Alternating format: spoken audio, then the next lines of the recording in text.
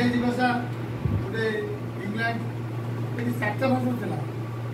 ताकि English language आसला इंग्राजी भाषा आसला ये सारा विश्वर भाषा हो गला कहीं व्यवसाय करके आसिले भाषार प्रचार प्रसार कर बर्तमान आमर ओडिया भाषा आम एत आलोचना करुचे शास्त्र मान्यता पाला 2005 वर्ष तलर भाषा 3 दिन तले सामाजिक कागज देखिए गोटे लेखार बाहर 1940 ख्रीष्टाब्द गोटे पथरटी शिलाटी से विभिन्न भाषा लेखाई से शिलार जो भाषा परीक्षा करने मो पूर्व उपकूल पठागला विभिन्न देश कितु इंडोनेशिया जो मैंने भाषा तत्वी से यही अक्षर बा लिपि आम देश थिला आम पूर्वपुरुष मैंने भाषा जानी से भाषा हूँ ओडिशार भाषा कालिंगा भाषा कालिंगा कहले कई पाहतरा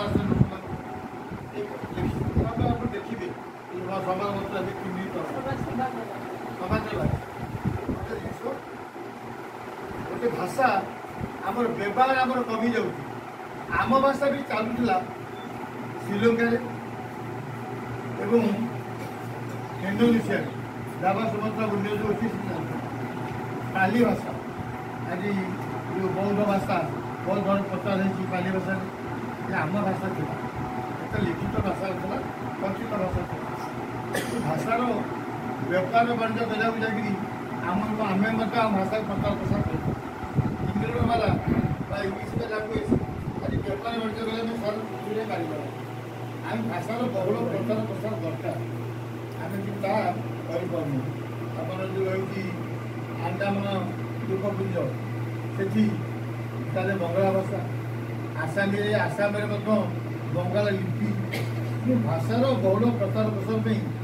आम समस्त एकांत लक्ष्य रहा दरकार जिते आमर माने पश्चिम ओडिशा मिसिया भी रहा संबलपुर से समय हिंदी भाषा को बाध्य कराइला 4-5 वर्ष आंदोलन चलला कौन कर चिंता करागला ग्रियर्सन और जॉन बिन्स से जहाँ लिखिकी देले मतामत ये भाषा ओडिया भाषा केवल सीमित नुहे कोस्टाल डिस्ट्रिक्ट कहते पुरी कटक बालेश्वर आउ सब बर्दास्त तेणु ये हजार हजार माइल व्यापिकी जा तेलेंगाना आ नागपुर पर्यटन व्यापी ओडिया भाषा गृहस्थ लिखी तेणु ओडिया भाषा प्रस्तुत से प्रमाण कर आम भाषा संपूर्ण आंध्र भी था आई भाषा को आम बचे देखापी आम अहर एवं चेष्टा करुचे किंतु आम पाने कहीं भाषा प्रेम आम प्रकृत ना आमर कहबार लिखार सबुथ आमर ओडिया भाषा प्रति महत्वबोध ना आम यहाँ साहित्य सभा बोली आम आसले 10 वर्ष ओडिया आप छाड़ी देखिए जो जी देखिए तो 10 वर्ष इंग्राजी विवाह व्रतर निमंत्रण पत्र लेखा हो इंग्राजी मुझे लक्ष्य रखुरी जे ओडिया गोटे पाँच मोर इच्छा था न था मुझे आप देखुची जी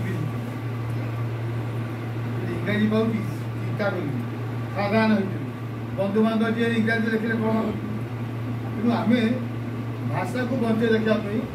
आम समस्ते उद्यम करवा